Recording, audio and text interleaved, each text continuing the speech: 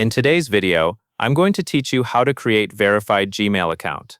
To get started, open a web browser on your computer or your phone and go to the Google account sign-up page. Make sure you are on the official Google page before you enter any personal details. If you are already signed in to another Google account, that is fine, but you may want to switch to a private or incognito window to keep the sign-up process simple and separate. Once you are on the sign-up page, click Create Account. When the options appear, choose For My Personal Use.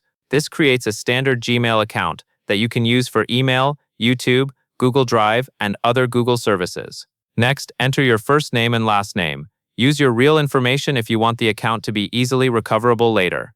After you enter your name, click Next to continue. On the next screen, enter your birthday and select your gender. These details help Google verify age requirements and personalize some settings. When everything is filled in correctly, click Next. Now you will choose your email address. You can select one of the suggested options, or you can click Create Your Own Gmail address to type a custom address. Take your time here because this address becomes your new email identity. When you are happy with it, click Next. After that, create a password, then enter it again to confirm it. Use a strong password that is hard to guess, with a mix of letters, numbers, and symbols. Avoid using personal details that others could figure out. When the password fields match, click Next.